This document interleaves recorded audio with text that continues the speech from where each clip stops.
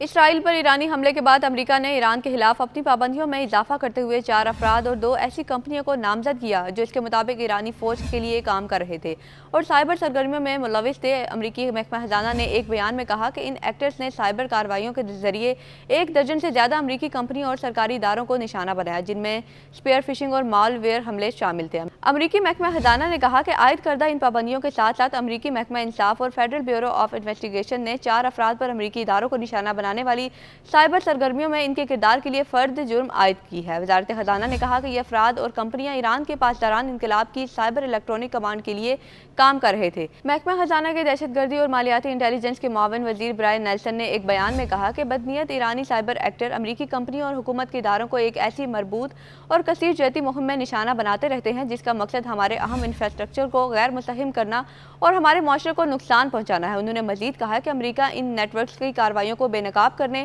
اور ان کو درہم برہم کرنے کے لیے ان ٹولز کا استعمال کرنا جاری رکھے گا جو احتساب کو فروغ دینے کے لیے ہمارے پاس موجود ہیں۔ امریکہ اور اس کے اتحادی کی جانب سے مشرق وسطیٰ میں اسرائیل مخالف پر ایکسیس کی حمایت کرنے اور یوکرین میں روس کی جنگ کے لیے فوجی مدد فراہم کرنے پر تہران کے خلاف عائد کی جانے والی تعزیرات میں یہ تازہ پابندیاں ہیں۔ اس مہینے کے شروع میں اسرائیل کے خلاف تہران کے بڑے پیمانے پر حملے کے جواب میں امریکہ اور برطانیہ نے گزشتہ ہفتے ایران کے فوجی ڈرون پروگرام کے خلاف وسیع پیمانے پر پابندیوں کا اعلان کیا تھا۔ یہ حملہ 1 اپریل کو دمشق میں ایرانی قونصل خانے پر کیے گئے اس فضائی حملے کے جواب میں کیا گیا تھا جس کا بڑے پیمانے پر الزام اسرائیل پر لگایا گیا تھا۔ اس حملے میں پاسداران انقلاب کے 7 ارکان ہلاک ہوئے تھے۔ ان پابندیوں کو سامنے لانے کے بعد امریکہ نے تھائی لینڈ میں ایک فرم پر ایرانی پابندیوں کی 450 سے زیادہ ممکنہ خلاف ورزیوں کی وجہ سے $2 کروڑ کا جرمانہ عائد کیا تھا۔ ان خلاف ورزیوں میں ایران کی نیشنل پیٹرولیم کمپنی کے مشترکہ ملکیت والی ایک کمپنی کو تقریباً $300 ملین کے وائر ٹرانسفر شامل تھے۔ رواں ماہ امریکہ نے اسرائیل پر ایران کے حملے کے بعد تہران کی ڈرونز پروڈکشن کو ہدف بناتے ہوئے اس کے خلاف نئی پابندیوں کا اعلان کیا تھا اور امریکی صدر جو بائیڈن نے کہا تھا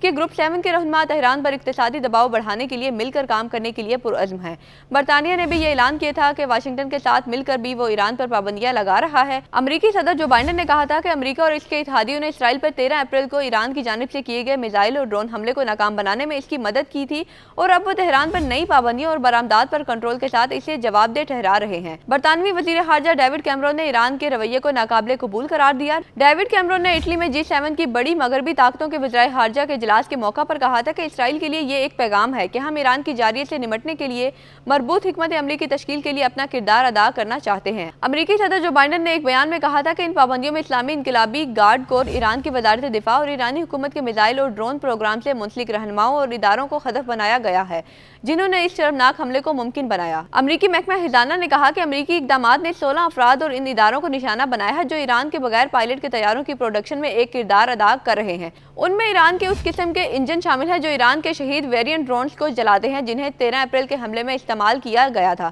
امریکی محکمہ خزانہ نے کہا کہ وہ ان 5 کمپنیوں کو بھی نامزد کر رہا ہے جو ایران کی ایک سب سے بڑی اسٹیل ساز کمپنی خوزستان اسٹیل کمپنی کو اسٹیل کی پروڈکشن کے لیے مواد فراہم کر رہی ہیں۔ ایرانی کار ساز کمپنی بہمن گروپ کے 3 ذیلی اداروں کو بھی ہدف بنایا گیا جن کے بارے میں کہا گیا ہے کہ وہ ایران کے پاسداران انقلاب کی مادی طور پر مدد کرتی تھی۔ ایک الگ اعلان میں امریکی محکمہ تجارت نے کہا کہ وہ کم درجے کی ٹیکنالوجی تک ایران کی رسائی کو مزید محدود کر رہا ہے۔ اس فہرست میں بیرون ملک امریکی ٹیکنالوجی سے بنی اشیاء سمیت ان اشیاء کو شامل کر رہا ہے جن کے ایران کو